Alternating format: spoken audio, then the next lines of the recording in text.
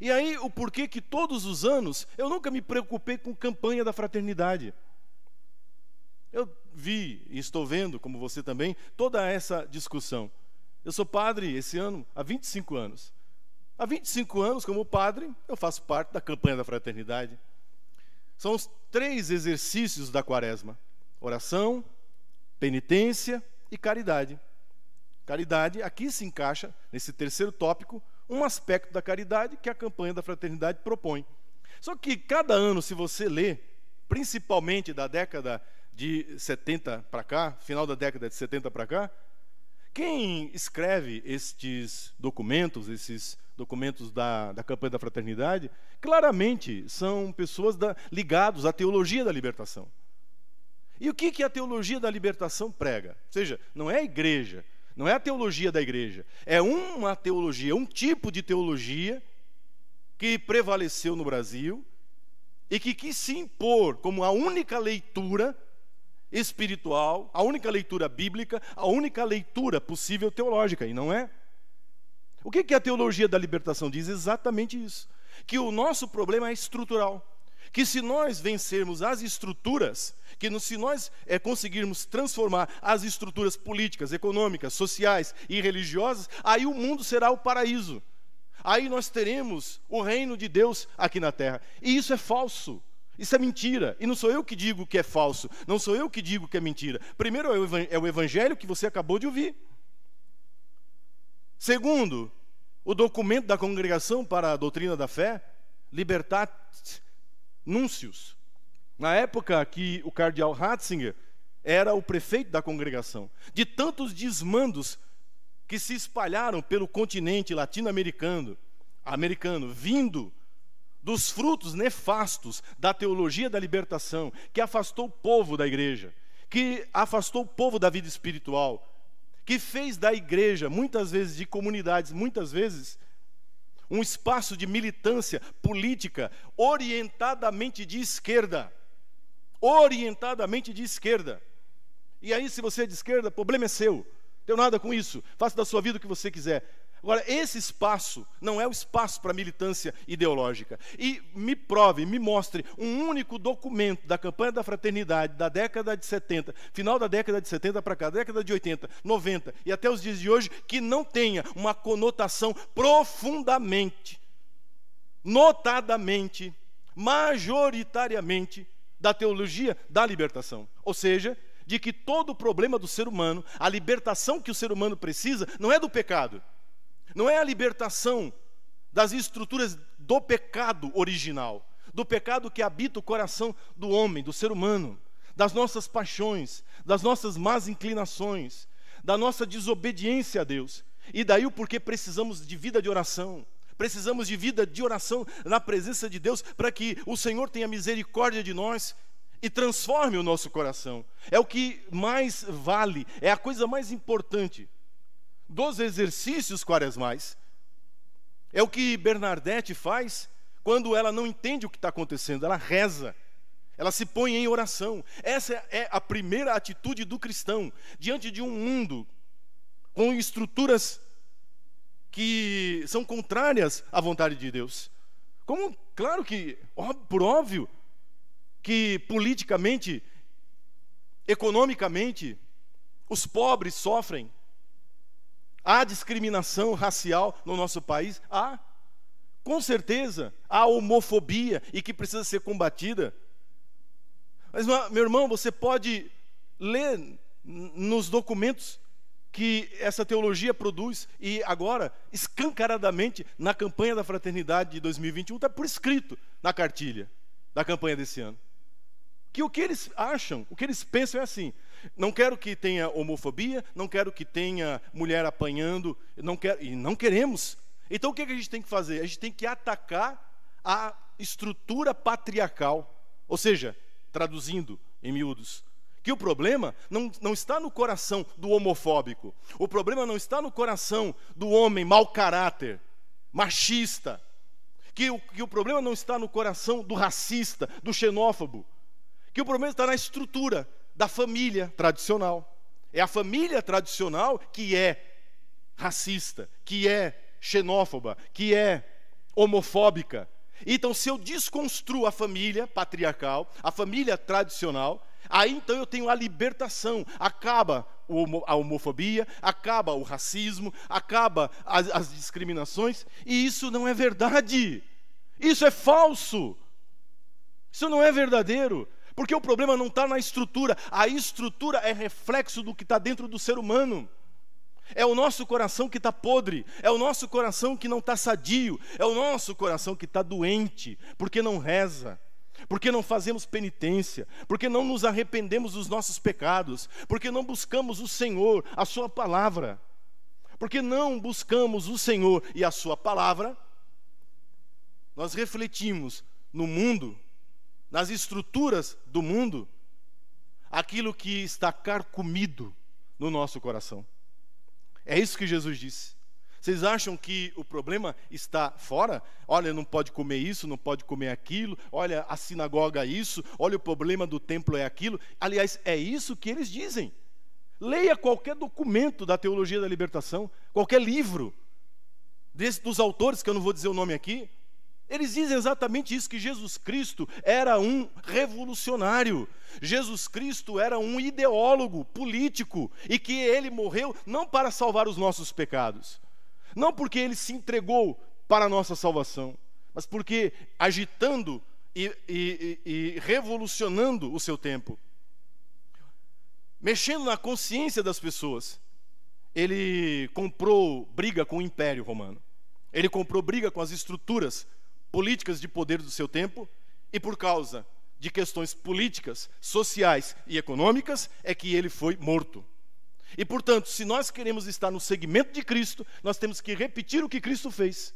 Ou seja, entrar em conflito político, social e econômico. Quem ensinou isso? Foi Jesus de Nazaré? É na Bíblia que você encontra isso? Não, meu irmão. Você encontra isso no Capital de Karl Marx, você encontra isso na doutrina comunista, a luta de classes, você encontra isso em Adorno, em Horkheimer, na escola de Frankfurt, você encontra isso em autores, você encontra isso na cartilha de partidos de esquerda, mas no Evangelho não. Esse não é o Cristo a quem eu amo, esse não é o Cristo a quem eu sirvo, esse não é o Cristo que libertou a minha vida. Por causa de um Cristo agitador político, por causa de um Cristo revolucionário, sabe, do seu tempo, há 30 anos, pelo menos nesse país, sequestraram a Semana Santa em muitas paróquias. Não nas minhas, não na minha paróquia, nunca. Nunca deixei de tratar o tema da campanha da fraternidade, mas sempre colocando o tema no seu devido lugar. Impossível passar uma campanha, o tempo da quaresma, 40 dias falando sobre o problema da água poluída, de que tem gente que está roubando a água, que o agronegócio, quer dizer, colocando o povo da cidade contra o povo do campo, o povo do agronegócio. O que é isso? É luta de classes. Estava escrito isso no documento da campanha da fraternidade da água? Estava. Vocês me ouviram tratar disso aqui nas missas? Não. Por quê? Porque eu tenho critério, porque eu tenho bom senso, porque eu sei que por trás daquele documento está um tipo de teologia, está um tipo de mentalidade que infelizmente imperou dentro do secretariado, dentro das secretarias, dentro daqueles que são os responsáveis por executar os documentos e textos. Campanha ecumênica, mas espera aí, mas a Igreja Católica está presente? Um padre, um teólogo, que não seja da teologia da libertação, fez parte da confecção? Não, não fez. Então não tem ecumenismo. Você juntou 4 pastores protestantes, um padre, ou não sei quem foi, um teólogo ortodoxo, e um padre católico da teologia da libertação, que a gente sabe o nome, endereço e telefone de quem foi. Eles creem nas mesmas coisas, eles acreditam nas mesmas coisas.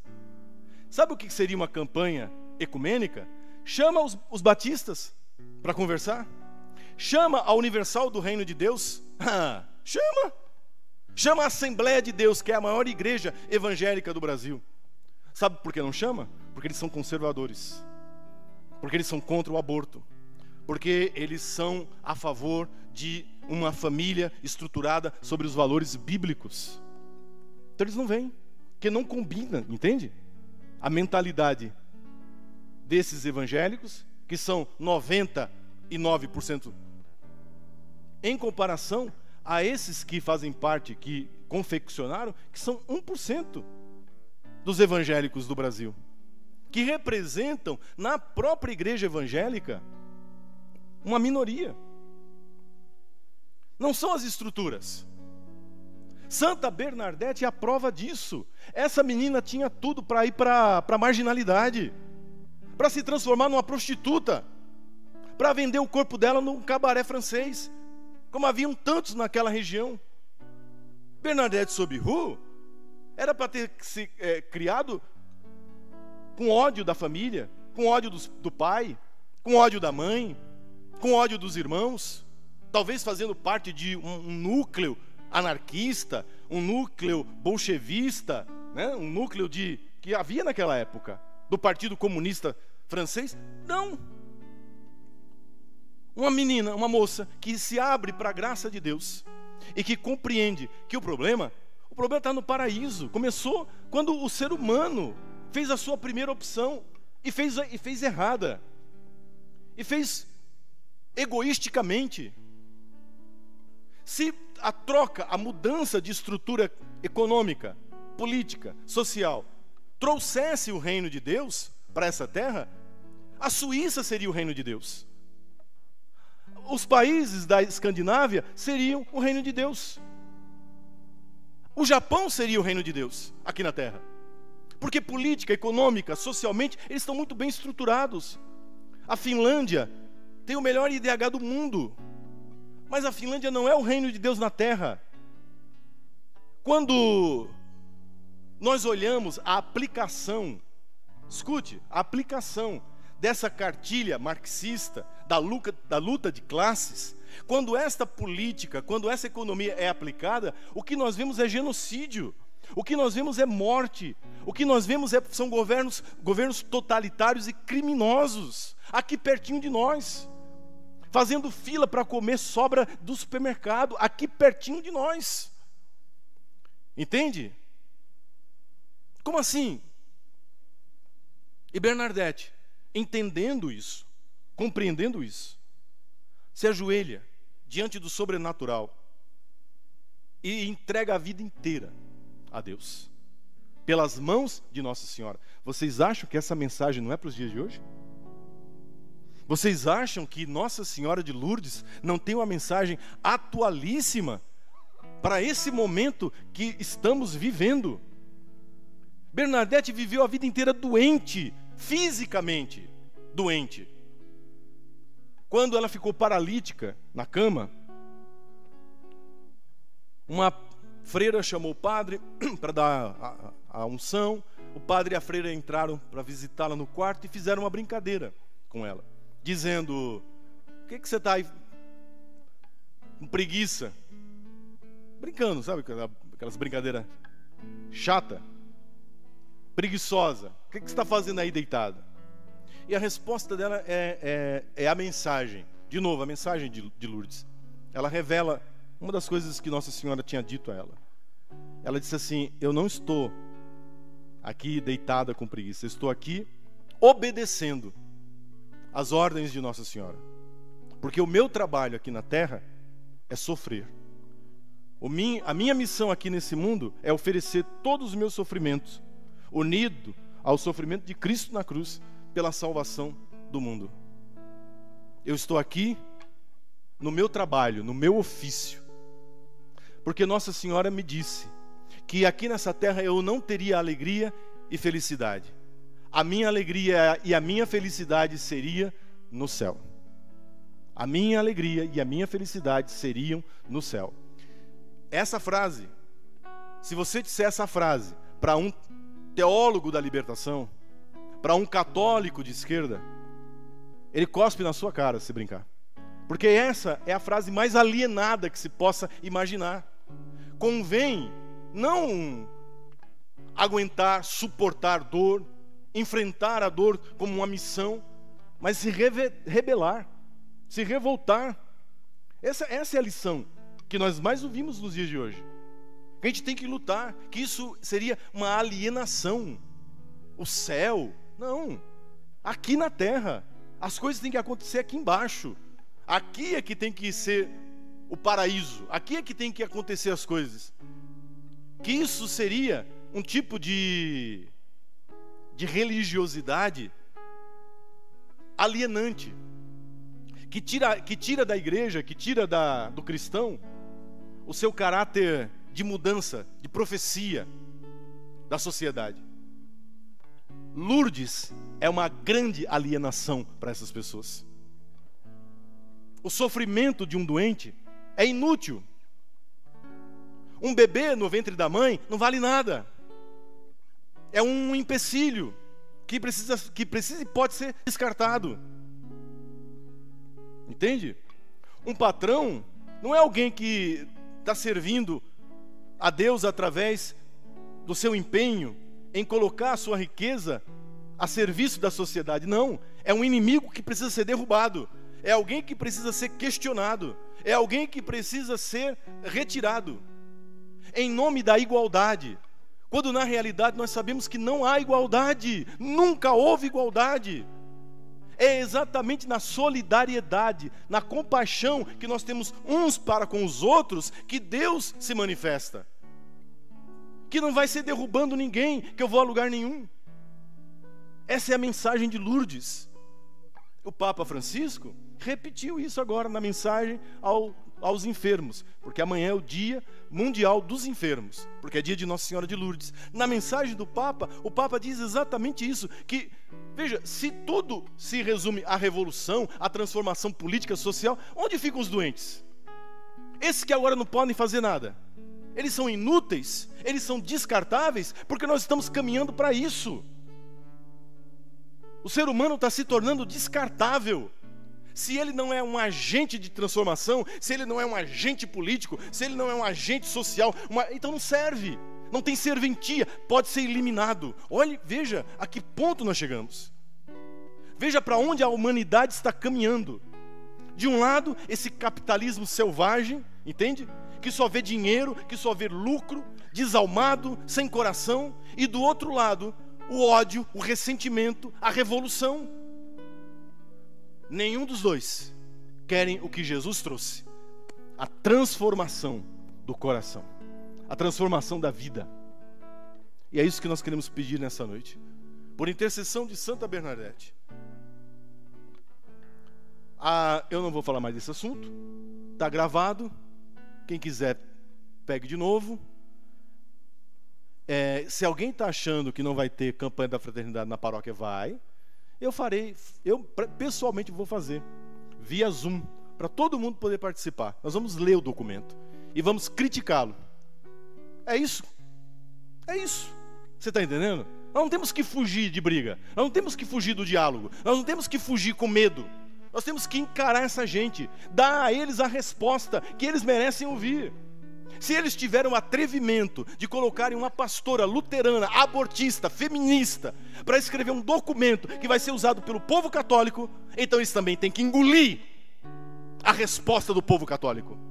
Eles têm que engolir. Eles têm que saber que dentro da Igreja Católica tem quem pense diferente. Tem quem pense diferente. Que dentro da Igreja Católica existem pessoas também que têm tarimba, que têm traquejo filosófico e teológico, para poder discutir a nível com eles, de igual para igual. Nós não temos que ter medo. Os tempos são muito estranhos, mas olhe o exemplo que nós temos. Essa moça é um exemplo. A coragem dela nos anima. A sinceridade de coração dessa moça, dessa freirinha, é um exemplo para nós. Quanto que ela sofreu, o quanto que ela foi humilhada. E a gente, para fazer média, sabe, com seu fulano, seu cicrano, não pode mexer nisso. Eu vi, eu não tenho, mas me mandaram, sempre mandam, né? Alguns dizendo, não, nós temos... Eu vi assim, quem não obedece, não é católico, está em apostasia. Pois então é isso, né? Agora sim. Veja, isso são os ecumênicos, viu? Esses são os da tolerância. Esses são os que dizem Jesus é amor. Esses são os que dizem, olha, não julgueis. São esses que chamam você de apóstata, que chamam você de anticatólico, estão dizendo que você nem católico é. Estão dizendo que você desobedece o bispo, desobedece o papa. São os da tolerância, são eles que nunca deram valor às estruturas da igreja, que nunca deram valor à autoridade de bispo, que nunca deram valor ao poder e autoridade petrina do Santo Padre e o Papa. Eles vêm ditar para nós, católicos, o que é ser católico.